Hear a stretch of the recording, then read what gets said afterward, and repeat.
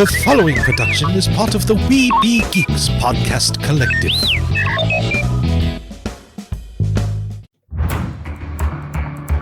From days long ago, from uncharted regions of the universe, comes a legend.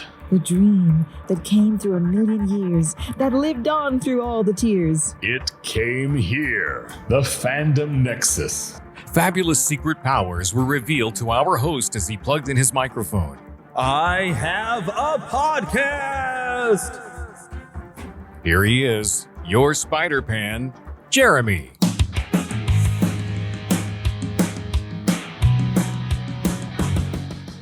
Hello. And I know, it's been a little too long, I guess, since we've had an episode. This is going to be going on a third week, but it's been kind of crazy around here. But we are here, we are back, and it's time to come back to the Fandom Nexus. Oh, and hey, guess what? Lost Boy Philip's here with us. Hey, how you doing?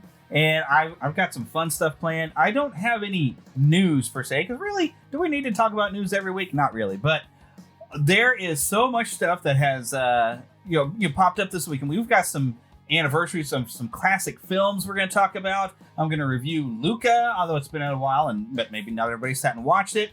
I even have, I got to remember to pull this up. I have a review of, where's my phone anyway? I have a review of Cruella that was sent to me, and I've got to play it off of my phone later, but I was sent a review of Cruella because I still haven't watched it, and I don't know if I will or not. When it gets out from Premiere Access, I might think about it. But yeah, so we're going to talk some Cruella a little bit, some Luca, the Great Muppet Caper. Oh, yeah. 40 years. And so, of course, we're going to feature that. A few other things we'll probably talk about in future, but we're going to at least mention them. We also have new trailers for Shang-Chi and Masters of the Universe Revelation. One of them that just dropped an hour ago. So much stuff to talk about in this episode. So, come on, let's just get right on into it. How about that? All right, so, of course, we like to start out with our host chatter. And of course, I like to start out with, what have you been watching? And for me, and this was, this came even highly recommended from you. I think we were just talking about this maybe a couple weeks ago or something. It's like, because you got like the entire video or DVD set of all the Pink Panther movies. Yeah, I have most of them. Yeah. Yeah, and you were telling me, I mentioned I had never seen except for the Steve Martin remake, which was And you said, you got to watch these. And I noticed when I'm finally back in my master bedroom downstairs. There you go. Finally. Master of your universe. So I have access to HBO Max again. So I got on HBO Max and I found, look, here's the original from the 9th Doctor Who season. So I started watching some Doctor Who again, watching Superman in the animated series, which don't let me forget. I got to talk to you about this episode of Superman I was watching this week. Good stuff. Yeah. But the Pink Panther series was all on there. So I watched the first one and I must say I colored myself a little disappointed. I did not like that ending. Well, that was in the 1960s. Yeah. But I was like, because Inspector Clouseau, he's so likable. Yeah. And he's such a nice guy. And he's such a sweetheart to this lying, cheating, backstabbing woman he's married to.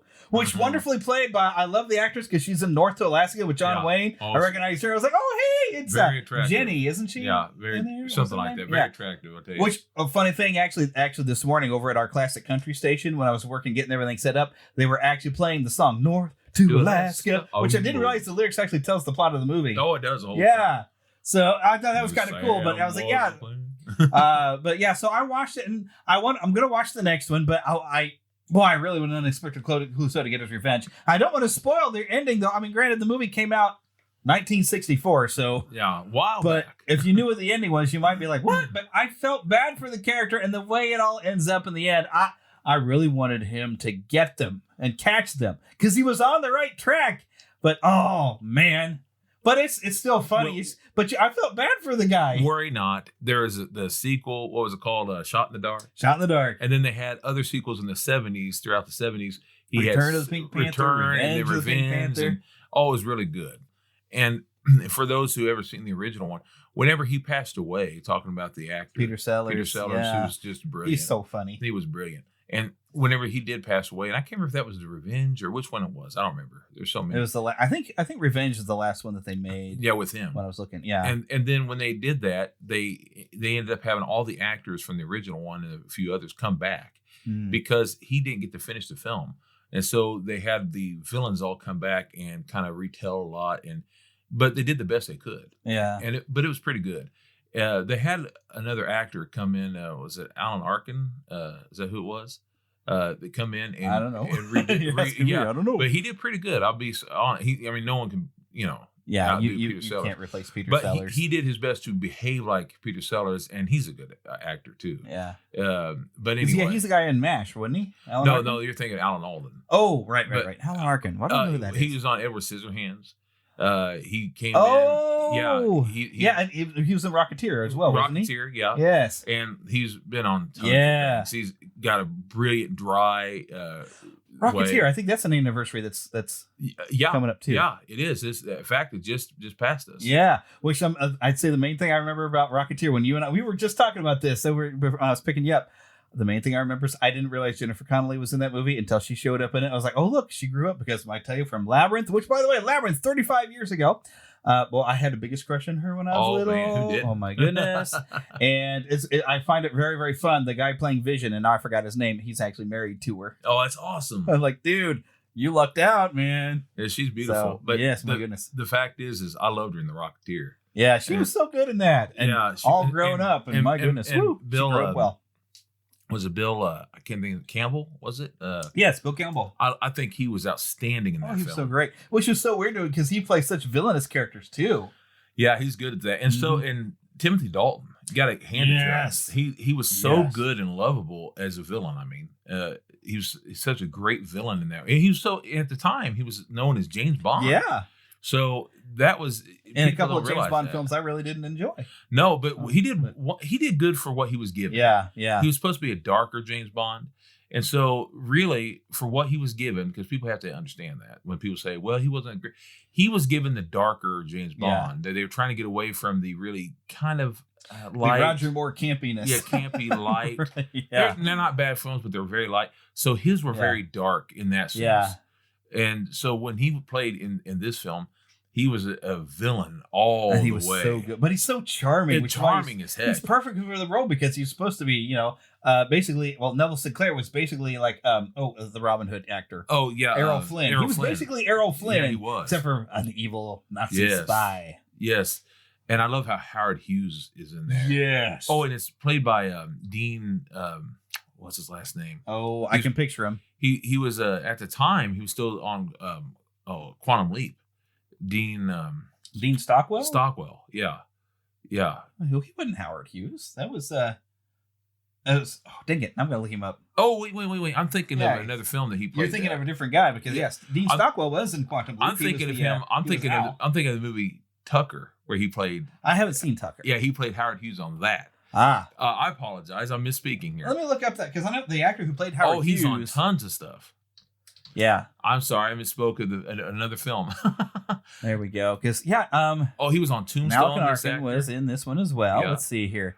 There he is. Where is he? Terry O'Quinn. There he is. Yeah, he's on tons of things. Oh, so much. Well, he was on Lost. He was on the movie. I didn't watch that. Yeah, he was on the show Lost, and he's been on Tombstone. He's on lots of good shows. IMDb has changed their format here. This is kind of handy. They got nice, better ways to click pictures. Paul Sorvino was great in that movie. Oh yeah, well, Paul Sorvino is he's just great anyway. He's great. And Joan Polito. Yeah. Oh, a lot of great people. Just tremendous. Eddie Jones, though, was Malcolm. Eddie Jones, I believe, was in Krull. Yeah, there's a lot of great. A lot of stuff. He played the old man in there. Well, my goodness. he played on what was it called? Lois and Clark. Really? Yeah. Who was he? If I'm not mistaken, if we're talking about the right guy, he was the one who was going to be the clown in this movie. Yeah, he was the clown. Yeah, he was Jonathan Kent. Really? Yeah. Perfect. Yeah. But I'm pretty sure. Oh no, I don't see it here though. I thought he was also. Well, there is a guy with a similar name, but I guess he's a British actor who was in Krull, but I don't see it here. So I think it was a different guy with the same name. He's been on Eddie a lot Jones. of stuff. So yeah, there's a lot of acting credits, but yeah, because he was good at being that old fatherly. He could also be scary. Guy. He was on a film that I really, really like called I can't think of the name of it right now. Yeah, but he was scary in that. one. Yeah, Sneakers. And Sneakers, he played. That's a great movie, full of great people. Robert Redford and lots of great actors. Mm. Anyway, he was basically a hitman, and he was terrifying in that movie. Wow. Yeah, it's weird when you see a character who's such a nice guy, and you see and they suddenly become villainous. I was actually watching a video this week where a guy was doing a retrospective on RoboCop, and the guy who played Dick Jones, that guy was known for playing such nice guy characters. That was the first villain role he'd ever played, and he was so good at it that it was kind of terrifying. He was so mean. Yeah, maybe that's what's so good about it, is that you're not used to it, and so you don't expect it. Right. Yeah. So the other thing I've listed is what I've been watching. Of course, I've been watching Loki. Now, I haven't watched the newest one, but okay. Well, I won't spoil the first episode. Okay, that third episode, I must say, seemed very weak to me when I was watching it, and I considered it to be a filler because it didn't seem to move the story forward.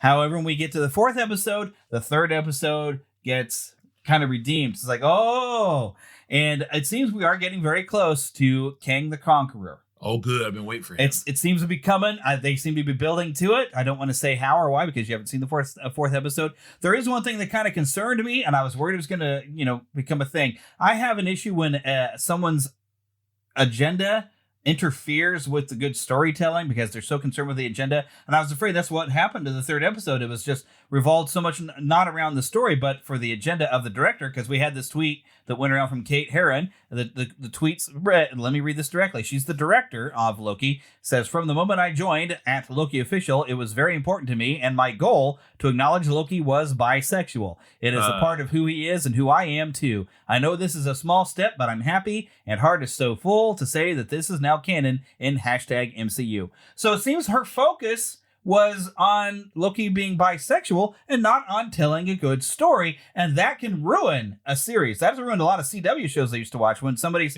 personal agenda gets too involved. And I was worried that was going to happen when it seemed like the third episode revolved more around that little bit of conversation. I was like, really? So this was a filler episode for that? But it was redeemed actually in the fourth episode that, no, the third episode has actually been important and it actually helps move things along for the fourth episode. So I'm kind of glad because I was like, oh, don't tell me. Are we going to go down that road and ruin the series because we're so focused on that we're not going to tell a good story? And Bad Batch, I feel like is starting to wrap up. I haven't watched if there's a new episode out today, but Bad Batch just keep getting better. That's a great show. Oh, my goodness. I love it. I love it. I love it. So basically, I don't know what Fennec's up to. Yeah. I'm completely floored. Which, Ming-Na Wen actually shared, they've got a Lego figure of Fennec now. She was showing, like, I'm a Lego. And I was like, yay. That's the thing. I would love to have a Lego made of me. That would be so great. I want an action figure of myself, really. But a Lego of me? Come on. Well, you just be cool. You may have one. You may not even realize it. Somebody out there may love me so much.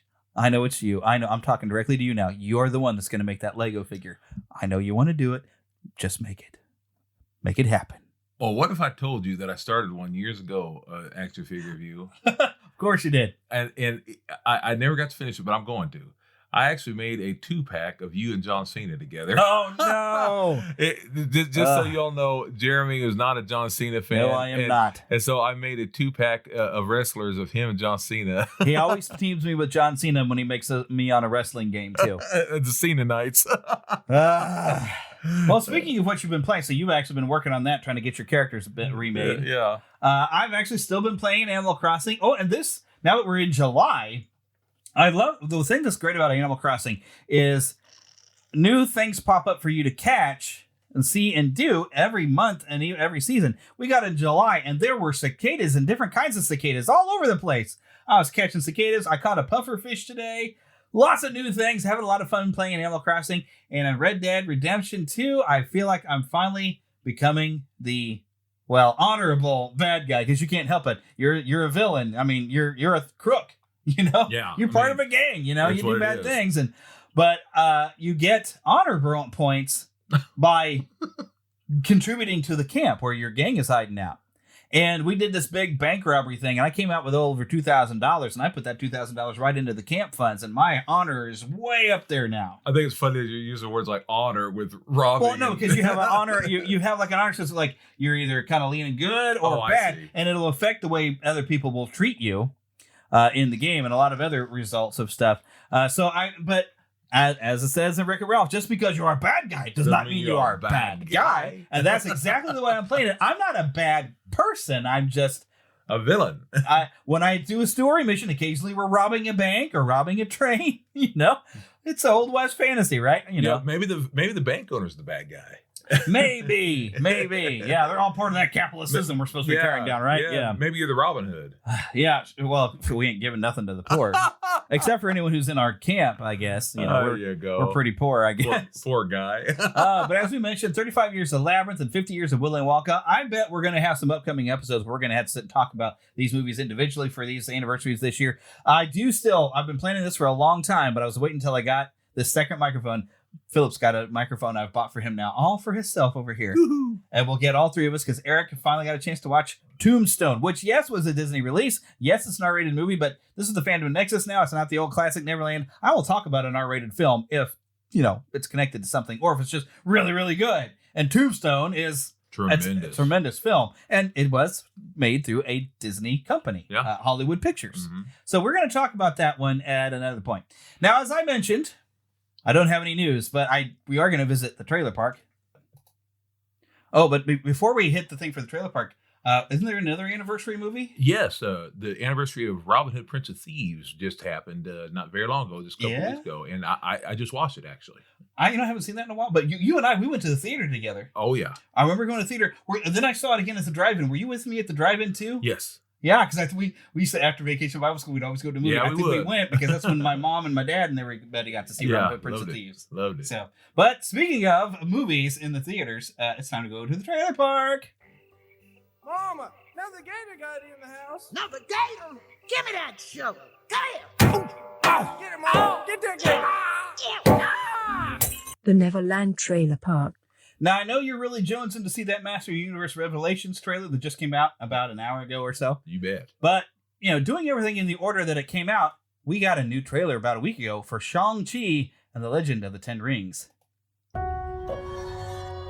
Throughout my life, the 10 rings gave our family power. If you want them to be yours one day, you have to show me you are strong enough to carry them.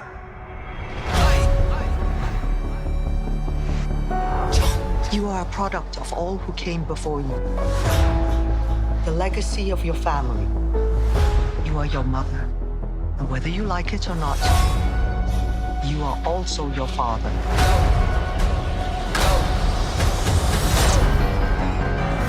I told my men they wouldn't be able to kill you if they tried.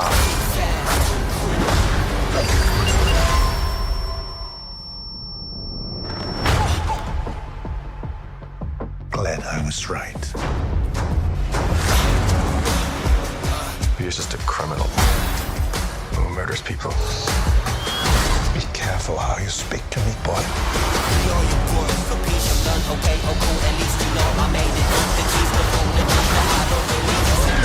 I thought I could change my name, start a new life.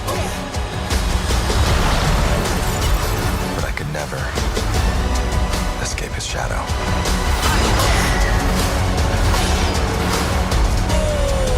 My son, you can't run from your past.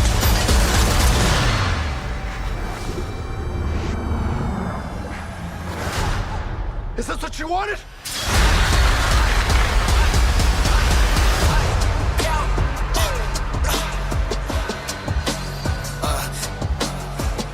You got this. Thank you. That was Fin Fang Foom, I believe. There at the end. Woo! I'm looking forward to that. Yes, this is going to be so awesome. So this, of course, Shang-Chi is son of the Mandarin. Mandarin, of course, has his 10 rings. What's his name? At the end there, was that Annihilus or whatever his name was? Abomination. It kind of looked like Abomination, didn't it? What they had for the Hulk movie. Yeah. Well, they need to bring some of those characters back. I still want the leader. In a movie. I want to see a Hulk movie again. Now that they've had those movies, I want to see the Hulk movie again. The problem is a solo Hulk movie is still owned by Universal, so Disney doesn't want to do it because they wouldn't be the ones releasing and getting all of them. They want all the money and not just a share. So that's a bit of a problem. But they could still bring the leader in and have not be a solo Hulk movie. It could be an Avengers movie of some sort, and the leader can be a part of it. Maybe he can join in with King the Conqueror. That would be pretty cool. But so this movie still looks fantastic. The 10 rings, though, it's interesting. They're not finger rings. They're like bracelet rings up the arms. That's neat to see because I was curious. I kept thinking it was going to be finger rings. Yeah, kind of like the Mandarin we expect. But at least we're getting a real Mandarin and not the Iron Man 3 knockoff, not quite the Mandarin. Which I didn't know. I don't mean this to sound cruel because I love the actor they had. Ben Kingsley is great. But I was disappointed in that film. Not in the film, but in that part of it because that's not the one I always loved. But then whenever they brought out what was it, Thor 2? Was that the one that they had that little short in there? I still haven't seen that short where I've seen the bits guy of goes it, to prison. But I haven't seen all of that. I've probably got it. And I don't own Thor 2 because I do. Thor: The Dark World was kind of But if you want to come over, we can watch it. And I need to come over and watch Johnny Tremaine. Oh, yeah. 4th of July weekend, brother. Let's do it. I don't know when I'm going to have time. Well, we'll do it. I need to watch that because you keep telling me it's a great film. I'm telling you. I could order it from the Disney Movie Club. I was thinking about it. It's good. Because, you've been telling me about that movie for years, man. But yeah, Shang-Chi looks great. It's coming September 3rd. Only in theaters, brother. Oh, we got to go see it. So it's an actual movie, not a series. Right. Oh, Shang-Chi, a series, a movie. Let's go see hopefully it. A series of movies. We totally got to go. I mean, this looks awesome. And it looks like it's going to be like a very kung fu movie. And a lot of unknown actors, which is great because I get to learn new actors and enjoy new people. And quite honestly, sometimes the only problem with having, now don't get me wrong, I love the legendary actors, but the only problem with when you only have legendary actors, I don't mind one or two in there. But when you only have legendary actors, it doesn't open the doorway for newer actors either. So that's true. All right, but we do have another trailer, and we'll check it out here right now. Okay, so are you ready for this? I was born ready. All right, here we go. Masters of the Universe Revelations, a full trailer, not just a teaser, a full trailer. Magic gave birth to Eternia, the first planet in all of creation. But now the magic is gone. And without magic, Eternia will rot and die. And as goes Eternia, so goes the entire universe. I built a life of truth. Away from magic. And now you want me to save magic?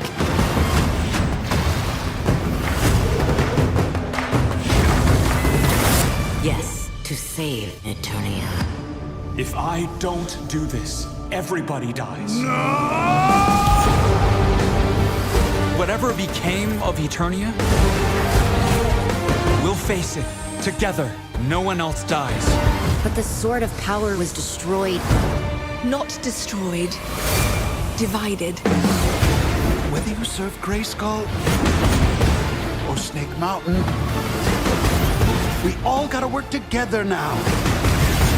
Or else Eternia dies. What were we ever fighting for? Being a hero swallows you whole. Well, that's a risk I'm willing to take.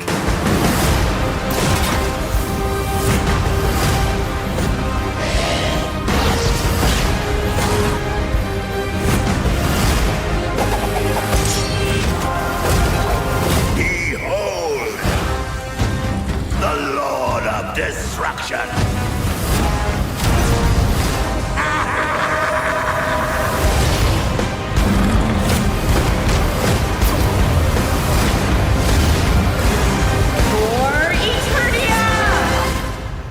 Still know the tune? Some things you can never forget. I have the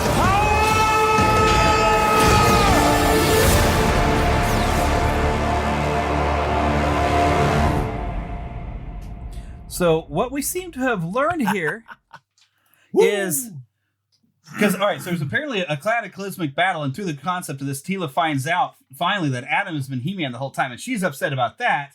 But also, it looks to me that something that goes so bad that He-Man decides we can't let this fight thing keep going on. We keep fighting over the sword, and He-Man tears the sword in two. I'm looking forward to this. You know, there's been a lot of pardon me, everybody's to their own opinion, but there's a lot of people who made so many assumptions over a teaser. Yeah. Which is never the wise thing to do. And there was supposedly something, a synopsis from Netflix saying this is about Teela bringing, and it is. It appears to be Teela about bringing them back together. Opener. They're talking about the opening episode. And people kept jumping in with their own opinion, thinking that this show is all about Teela, not about He-Man. And I've seen that so many times now. This show is going to be all about Teela. And well, she is the main in part one. Part one, it's very much a Teela episode. The first episode about her. Apparently, first part, because the part one will be a few episodes. Yeah, and then we'll have another part having to get He-Man back into it. But it's not going to be all about Teela. It's going to be about getting He-Man. He's still the main source.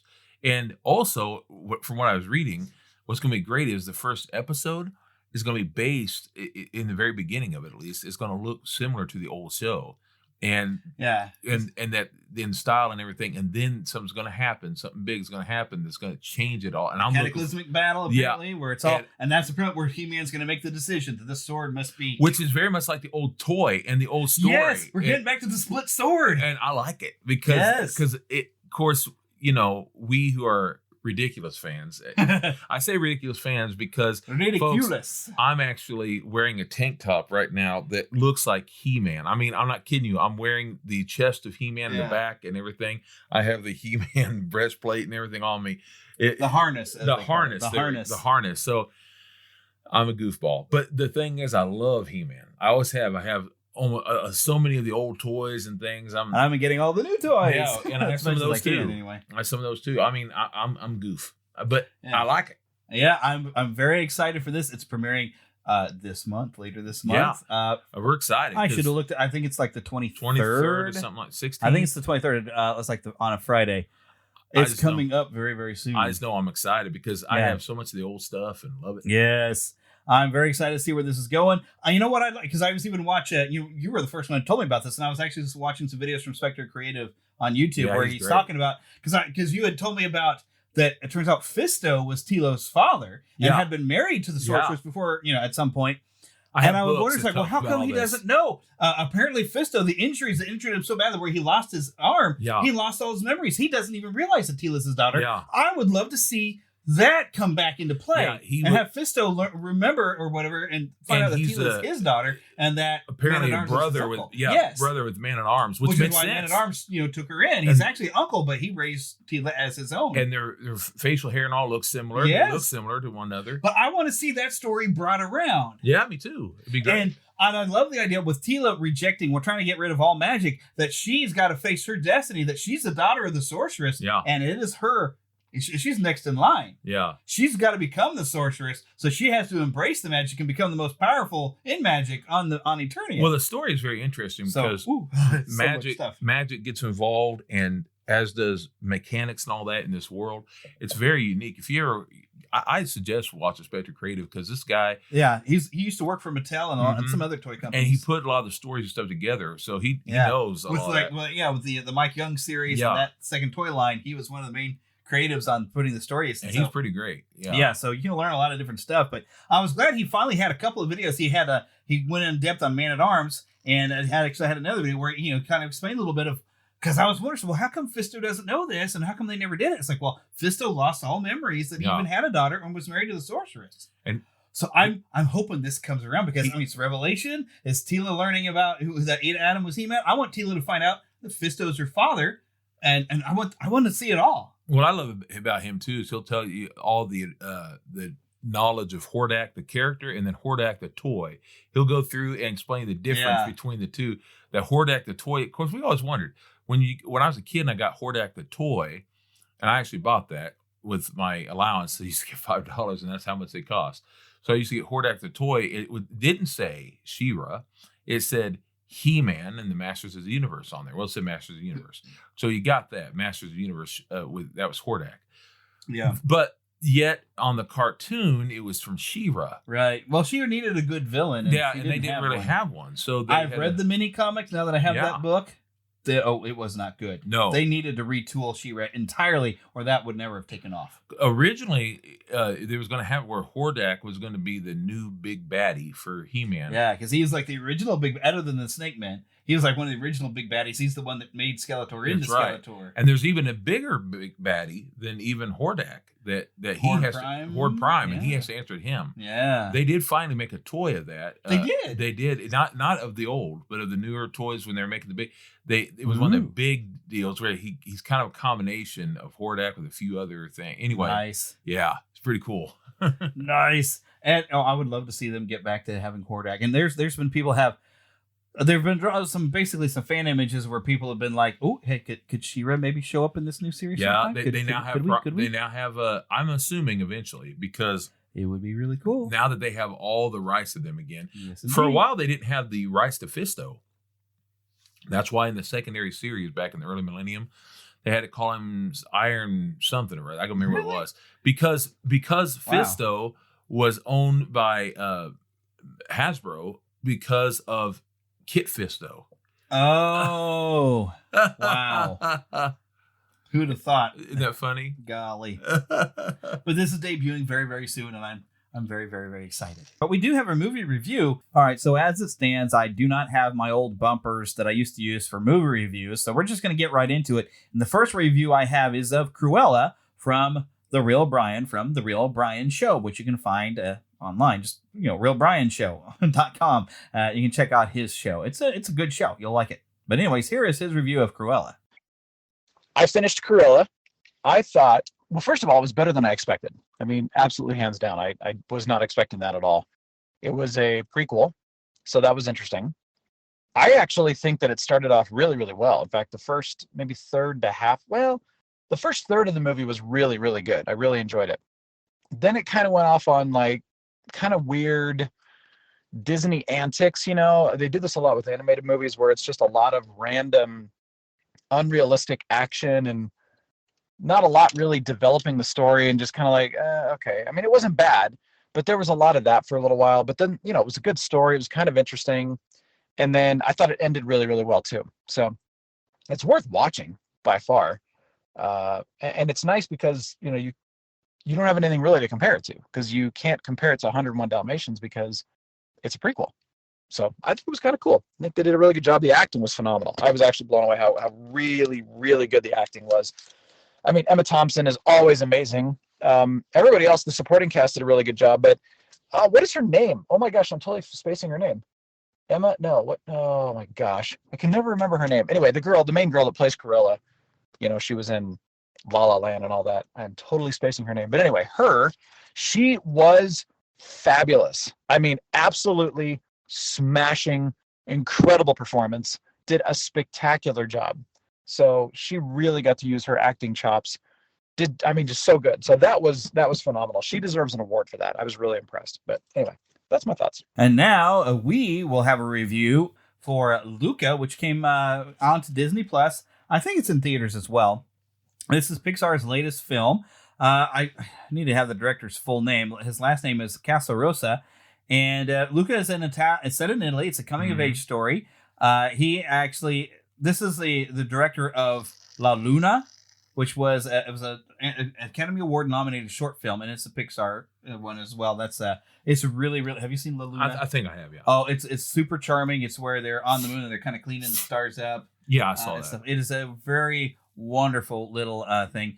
And what's fun is in the credits you'll see them actually acknowledge they were still working on this during COVID. Uh-huh. And so they were talking about working in their flip-flops or something, or their slippers and stuff like that. There's a nice little thing. But Casarosa said this is a deeply personal story, and it's inspired actually by his own childhood in Genoa, Italy. And the title character is actually based on himself and Alberto, on his best friend Alberto Sarras, who actually voices a fisherman in the Italian dubbed version of the film. Huh. But he says his summers were spent on beaches, and he met his best friend when he was 11. He was a really shy kid and found this troublemaker kid who had a completely different life, and he wanted to make a movie about these kinds of friendships to help you grow up. And really, you've only watched so far into the movie, but It is a tale of friendship from the whole thing. And you have even one character who's got some serious abandonment issues that will come into play. You haven't gotten to that point. But it is a big celebration of friendship. Now, there are people that during this month have wanted to celebrate it, and they're taking a different meaning out of stuff, but that was not the intention of the filmmakers. But if they, as long as they're enjoying the film, whatever, you enjoy the film. I'm not even going to get into that because it's not what the intention of the filmmakers was. But there is some homage to Federico Fellini and some classic Italian filmmakers. And instead, there's a dash of Miyazaki in there, or Miyazaki. I never know how to say that guy's name right, but Miyazaki, from like the Seven Samurai and all kinds of stuff that even inspired George Lucas. So there's a lot. And he even mentioned Stand By Me from 1986, which is, I believe, a Stephen King film. Yeah, which I remember watching once, and I don't want to watch the puking scene anymore. It's a good movie, though. I mean, but it's that friendship thing, this story of friendship. Friendship is very important. Apparently, people forget that boys and men, we can be friends, and that doesn't mean there's anything more. It means we're friends. So I can be friends even with women, and that doesn't mean there's anything else in there. That's what and I'm using Greek here. It's phileo love. Yeah, it's a brotherhood love. Yeah, it is. That's phileo. Yeah, however you say where we get the word Philadelphia. Yeah, the city of brotherly love. And it's I say this a lot because I'm sure many of you know already, but I'm a pastor. So every year I use the different types of love. Agape is godly love, and phileo love is the type of love for friendship and family, and then eros, and that is the romantic. Yeah. But all that being said, it's important to have friendly love, and I've been best friends with my friend Seth, who I talk with. He's been since we were 5 years old, and we're still together. And when we were about 11 is when we really grew close, and then me and Jeremy have been friends since we were about 9 and 8 and 9. Seven. Seven. I was about 8 years 9 years old. Your father became my pastor. And then we grew really, really close when he was 11 and I was 12 is when we grew the closest. And so that's my point is that, people grow close when they're in those ages. It's important. And it's nice to be able to keep those people around. Yeah. I must say. You need them. So other things, though, there's... they got some artists to go to the Italian Riviera, by the way, for research for this film. The style of the movie. I really like the look of everything. You were saying you weren't really that fond of the character designs. The character designs are very, very rounded eyes. Yeah. It's very stylistic. The film is rooted in the 50s and 60s, which is like a golden age. That feels timeless, they're saying. And they even talk about, sea monsters being featured in the film were pulled from Italian myths and regional folklore, which is interesting because when I was first seeing this, I thought they're supposed to be like mermen, but no, there's like sea monsters. Yeah. And a lot of the storyline revolves around, Alberto and Luca being sea monsters. And it is very similar at the beginning to The Little Mermaid, where you have Luca's family is very much, you don't want to go up to the surface there. They'll destroy you. And so there is also a part of story of, we're hiding the fact that we're sea monsters, but we also want to be able to be here amongst the humans because, we're not that different. So there's a lot of interesting things, but the overall theme is that friendship and how that friendship grows and, what happens over the course of the summer. And it's it's Pixar. It goes straight for the feels. Yeah. For anyone, if you've had those childhood friends, especially if you still have them, it goes right in there for the kill, right in there. So I really enjoyed this film, and it even has a platonic relationship with a girl that's in there that she's a major character, and they all get together for this kind of not a decathlon, it's more of a triathlon of events for the kids, and you've got a swimming, a bike race, and eating pasta. And unfortunately, you have to eat the pasta before you go on the bike ride. And this You'll one girl, get sick. she's attempted to do this race multiple times by herself, but she'd eat the pasta, then get on the bike and get sick. So she can they put together a team, and I won't tell you what happens because Philip hasn't watched all of it yet. But they put together a team to go and win this bike race to kind of basically fulfill some dreams that they have, and I don't want to get into that because I don't want to spoil anything. But Casarosa also stated the sea monster is a metaphor for feeling different because we all kind of feel different in our own way. We're all kind of unique things, and some of us probably feel a little bit more different than others. Maybe. But we all can relate to that feeling just a little different, maybe a little misunderstood. But I found this film, Enrico Casarosa, there we go, there's his first name. This is his directorial debut. I really enjoyed this. The cast was great. This is voice of Jacob Tremblay, Jack Dylan Grazer, Emma Berman, Saverio Romano, Maya Rudolph, which I'm familiar with him. But what got me, Jim Gaffigan. Did you recognize his voice as Luca's father? Yeah. That was awesome. Jim Gaffigan in there, which is funny, old pale-faced Irish guy I think that he is. Yeah. He gets to be playing an Italian sea monster character. But really, fantastic movie. I definitely recommend it. See it in the theater. Watch it on Disney+. They actually apparently did do a limited run at the El Capitan Theater. I don't know if that's still going on right now, but it's really, I really, really enjoy it. Really, really great film. But, you know, the sound, if I still have it, which I don't think I have the sound clip anymore, it was taken from The Great Muppet Caper, the sound clip for a movie review that I was using. And The Great Muppet Caper, 40 years ago. I'm old. I feel very old because I feel old. I remember seeing that at the theater. I didn't see it in the theater, but I saw it on cable over and up, like every time it was on HBO. Man, I was watching this. It's one of my earliest memories. I remember seeing the original one at the theater, barely. But I didn't see that one at the theater either. But I remember seeing Great Muppet Caper at the theater, and I was very excited. I remember them all being in the balloons. Yes. And I remember going to McDonald's with my grandmother, and my grandmother was so wonderful. She would take me to wherever they had the cups, and she would take me to them. Yeah. I have a complete set of them. Awesome. Oh, yes. And I have a couple because of you. Yep. And but I remember her getting me the cups, and it was the one where they had the balloons. And I remember that. And I remember eating the French fries, and she was talking about that was a good movie, wasn't it? I said, sure was. And she says, I really like that frog. She said, yeah. Then my grandma would always make things special that and way. Hopefully I should have made sure you were ready to be queued up for this. But of course, the plot around The Great Muppet Caper is a jewel heist where the Muppets attempt to catch the criminals red-handed. Red-handed? I'm sorry. See, I know I should have got you ready. I should have prepared you so you know what to say. I hadn't seen it in a while. What color are their hands now? Oh, I yes, forgot. the running joke. I forgot all about the the gag. Yes, and it's usually always Beauregard gets to say it. What color are their hands now? But it's like the running gag, sort of like in the first one where they have. It's a myth. Yes. I love that they keep doing that because they keep having the jokes about frogs will give you warts. That's a myth. Yes. So it's great to have this running gag going on throughout the film, and I should have prepared you that I was gonna. Hey, remember because that's. I hadn't gotten to see it in a while. It's been about I watched 10 it over years. the weekend. I used to have the soundtrack. We had a record. Yeah, of we the soundtrack. did too. Loved the sound. I need to buy myself a fresh copy of it. I mean, I've got some of the songs because I've got like a Muppet Show collection CD that has some of the songs off of all the movies up to that point, up through Muppets from Space. Great movie. I have got great memories of watching it, and even watching it now, it is still funny as heck. Yeah, I always enjoyed watching, especially the beginning, the first scene where they're all singing and everything. Yes, hey, you movie. Yeah, Is there any way to stop it? Yeah, that was like my favorite part. Hey, a movie. I love that part, and I love when they're in the hotel. Charles Grodin, who just passed away. Charles Grodin, yes, Charles Grodin was great in that. He was so great, such a good villain. And it's so goofy because it's him. I mean, the whole time because and me, instead of and then you got Lady Holiday is talking about her brother Nicky, that parasite and all that, and he goes through this whole thing, basically calling him the bad guy and misspeaking, saying like, was that all that necessary? Well, it's exposition; it has to go in here somewhere, But like even in Nicky Holiday's his office is labeled as parasite. Yeah.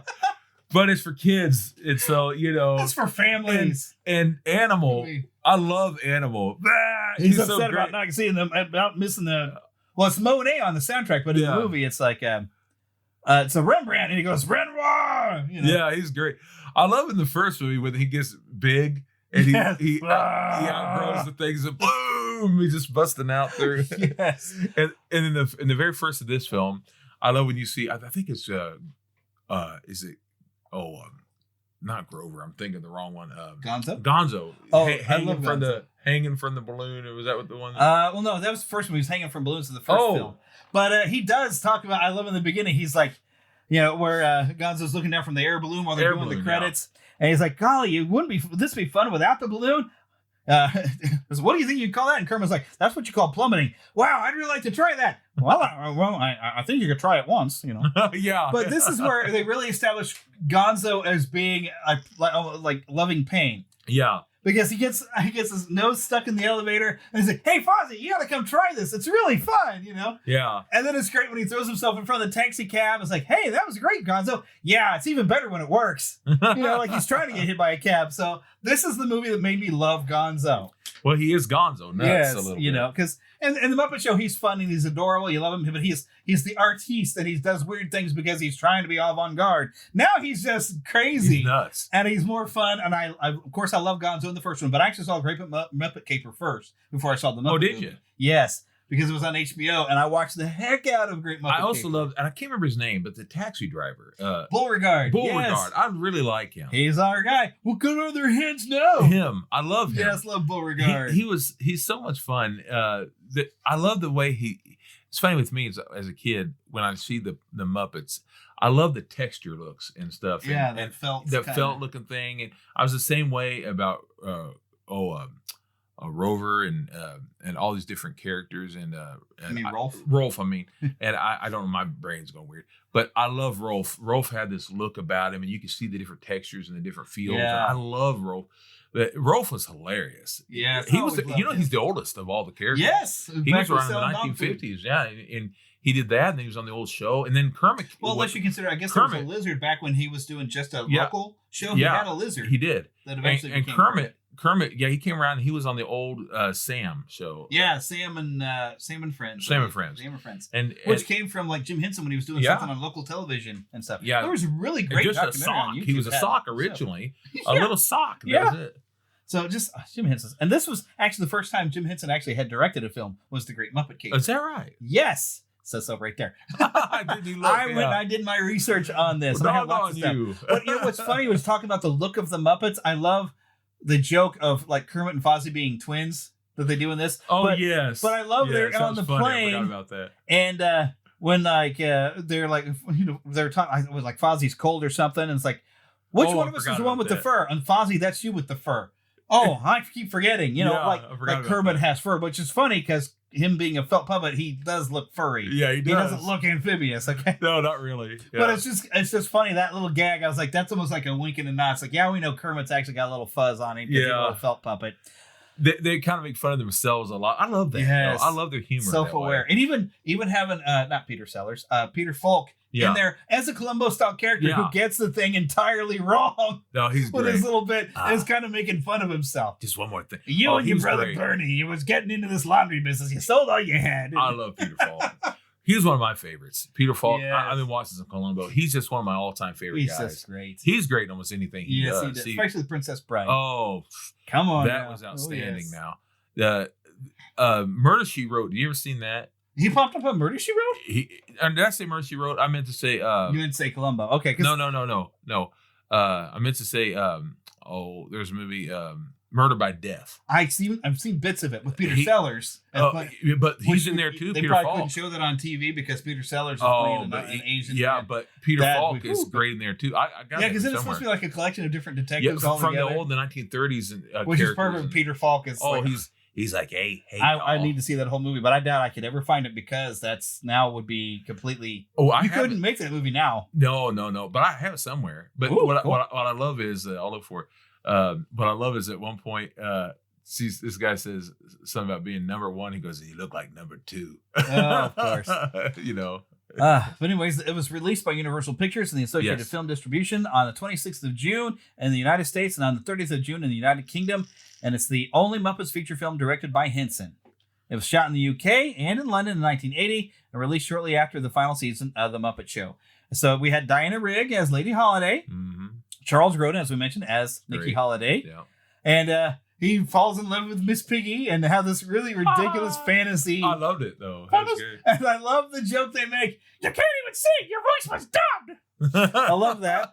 Then of course you got Erica Creer as Marla, Kate Howard as Carla, and Della Finch as Darla. The three models who are also thieves in there with Nicky Holiday.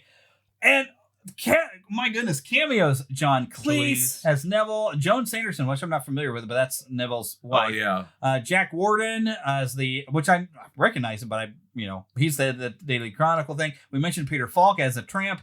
Robert Morley as a gentleman by the pond, which he looks familiar, but I didn't recognize him. But Peter Ustinov, I used to not recognize him, but I've been rewatching The Muppet Show on Disney Plus, and there's a whole episode with Peter Ustinov. I was like, there's Peter Ustinov, he's the truck driver. Stuff, and I love that he gets thrown out the truck and next to Oscar the Grouch, and Oscar the Grouch is like, well, I'm just here for a cameo, and Peter Ustinov's like, yeah, so am I. It's just funny. Jim Henson is the guest at the club. Cool. Frank Oz is a Chronicle reporter. Awesome. Somewhere hidden in the back. I love Frank Oz. But you got Great director, too. a lot of different people that Richard Hunt as a cab driver. Now, Richard Hunt, I think, was a Muppeteer, if I'm not, because like Jerry Nelson is a Muppeteer and even a writer for the Muppet Show, and he's the man in the park with his daughter. Roger Ebert of the Chicago Sun-Times gave the film a 2-star rating out of 4, saying Henson and his associates haven't developed a screenplay that pays attention to the Muppet personalities, and said they shipped them to England and dumped them in a base-year caper plot, treating them every bit as much like a formula as James Bond. Ebert, you're wrong, dude. Ebert usually was. Yeah. That movie is fantastic. I don't mean that in disrespect to his memory, but the fact is I was never usually agreed with him. Yeah. I did like the one time when the movie Baby's Day Out came out, and I was watching Siskel and Ebert, and Siskel liked it, and Roger Ebert was talking about all the peril that the baby gets into that's comical, and Ebert is just like, this should be like a warning of kids to get in there, and Gene Siskel says, yes, this is a warning. Don't let your kid go through this, or they may become Roger Ebert. And I thought, that's exactly it. Well, here's Gene Siskel's review, actually. Gave it 3 out of 4 stars, particularly singling out Miss Piggy for her fabulous personality, genuine star quality. However, he felt the film suffers from a case of the we know we're cute so we can get away with anything disease.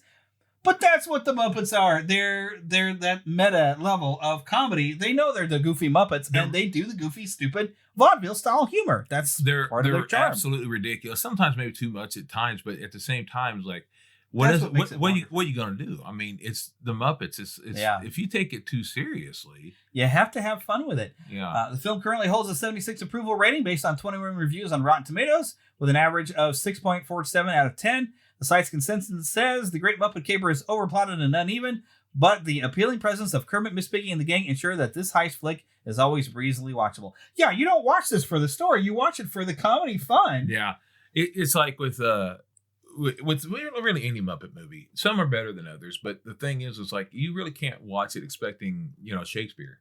You just can't. Right? Do it. Yeah. This is actually the 5th highest grossing Muppet film behind The Muppets, The Muppet Movie, Muppets Most Wanted, and Muppet Treasure Island. But I got so many great memories of watching this movie. Yeah, it's a good show. Especially like over at my grandma Ellen's house, because like Saturdays we would frequently go up there. They live in Excelsior Springs. Great Muppet Caper was on frequently on Saturdays on HBO, and then the Muppet Show we'd watch Saturday evenings on syndication. That's how I got to watch the Muppet Show. Yeah. So just intake of Muppets. That's also where I first watched Dark Crystal, was over there when it was on HBO. And it's Saturday technically mornings, it's not Muppets, but it's in the 80s and Saturday mornings, Muppet Babies. Oh yeah. So I have a deep love for the Muppets, and I'm even though some of the stuff they do in the Muppets lately, it's not hitting its mark anymore. I'm still excited for the Muppets Haunted Mansion thing coming out this year. Good. I still like it, but it's not. Of course, I'm older too, and so it's not. It's missing some of the charm of the original cast. The older I get, I'm not quite into some stuff I was, but I still like the sentimentality there. Yeah, there's a nostalgia, there's a sentimentality, and the Great Muppet Caper just hits all the right buttons for me. And it's on Disney Plus if you have it. It's definitely, if you've never seen it or your kids haven't seen it, sit and watch it together and just have a laugh. It is so much fun, and it's got great little songs in there. Yep. I don't know if these songs were written by Paul Williams or not. Let me look that up. I wonder if it's in here. Might be. I know he did the first one. I didn't see his name. Yeah, he did in the Christmas one. I mean, let's face it, Paul Williams' music is the Muppets. Oh, he's brilliant. I mean, the songs he wrote were just perfect for that. I'll tell you what, when I think of Paul Williams, I think of a couple things.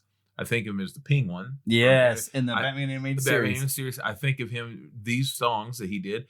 And he was on the first movie of the Muppets along with... Yeah, he was playing the piano. And at the same time, he was also on Smokey and the Bandit.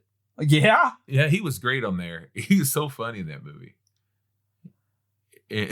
Oh, okay, there we go. And it said, this is, I guess, another review. Somebody let the air out of the jokes and the originality out of the melodies, which this time are by Joe Raposo. Now, I think the songs are great. Me too. Now they're saying lack of originality because it's very much like a traditional musical with the musical numbers. They're very much old school musical. It might not be original, but they're great songs. They're fun, and it's not Paul Williams, but it's Joe Raposo. I think did a great job. I remember one of the scenes that I don't remember if it got an award or not. I know that in the first one they were up for one, but they were for the bike scene. And this one there was a whole bunch of bikes. This one they were running because in the first one people went nuts because of the bike scene where it's Miss Yeah, Piggy you have and- one of them on a and bicycle. Yeah. Miss Piggy and Kermit. This one, it was Kermit was in the first one, and they were up for an Yeah, award. I think And they had a this bit of one, moment, yeah. there was Kermit and Miss Piggy together, and then everybody on a bicycle. and that was huge. There was so many of them on bikes, and that took a lot of work. You don't know computer That's stuff. amazing amount of puppetry they did. Yeah. Oh my goodness, the things they came up with. They had to be themselves. They had to be on these lines where they were basically rolling on these lines and doing this puppetry. It was a lot of work. Yeah, and able to do those distance shots with like remote control puppetry stuff. That Yeah. and you can tell the difference when there's not an actual hand in there. You can see a little different in the movement, but it's so fantastic. Yeah. That's a great little song. Why couldn't we ride? Yeah, they did a good job. Oh, that's a wonderful. I love this movie. I watched it already. I feel like I need to go watch it again. Yeah, now I'm starting to want to. It is a great movie. The original 3 Muppet films are fantastic. Between the Muppet Movie, The Great Muppet Caper, and Muppets Take Manhattan, they're just fantastic. Now, some of the other ones, they're still pretty good. I still, I have a soft spot still for Muppets from Space. Yeah. I still like it. It's not a great film, but I still like it. And I do still really enjoy the Muppet Christmas Carol and Muppet Treasure Island. Those are still great films, but there's just something about these first 3 that are just so charming and have such a nostalgia for me that they're still my favorite of the Muppet films. The first 3 were all with the Jim Henson touch. Right. And then the 4th one was the Christmas one, and that one was the one where his son was involved. And, and Jim Henson had passed away. And it was we still had the new Disney. Kermit. Yeah, Disney. That's when Disney had been distributing. Yeah, that one was Disney, the first Disney touch. Yeah. As was the Treasure. The Treasure Island, which I love the Treasure Island one with Tim Curry. And I love that song, Cabin Fever. Yeah, that one was good that. too. But after that, they went away for a little while from Disney, and they were okay. They just weren't to me as good, but still. Yeah, Hulk Hogan was in that one. The Muppets from Space. Hey, what you gonna do? I'm a bad guy. I'm a bad guy now. Yeah. Yes. Muppet films have just been a great part of my life, and Great Muppet Caper is definitely a big part of my nostalgia. But that's going to wrap it up for us.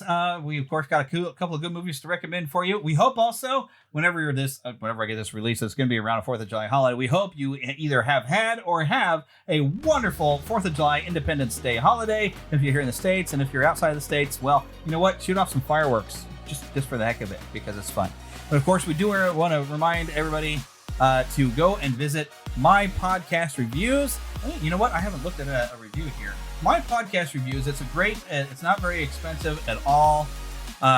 It's been a great way for me. If you're happening to be a podcaster, you can collect your reviews from all over, anywhere that people leave a review. And I've actually been able to post these to the front page of my website. Let me just look at the thing. Awesome show. It says Neverland to Disney and Beyond reviews. Oh, wait a minute. I got to click a thing in here. Love the nostalgia. Of course, they misspelled awesome on there. Awesome show. Love the nostalgia. But I get all my reviews from My Podcast Reviews. We want to thank them for being an affiliate thing. In fact, if you go to neverlandpodcast.com, click on, I got a little banner here from My Podcast Reviews right above all of the reviews. You can go and get it yourself, and I get a little bit of a kickback, which does help pay for the show. Remember, of course, we do have a Patreon page, patreon.com/Neverland Podcast. If you can become a patron, that would be wonderful. It helps support the show. I need all the help I can get to keep paying the bills around here. And also, there is a link to click. You can leave a review. Please do that on My Podcast Reviews. The link is right there at neverlandpodcast.com, right in the middle of the front page. Also, a big special thank yous to Karen Kennedy, Ricky Pope of Christian Nerds Unite, and Darren Wilhite of the Wilhite and Wall Show for the voices you hear at the beginning of the show. Remember to keep a pixie in your pocket, and also get lost in an adventure. And we'll see you next time.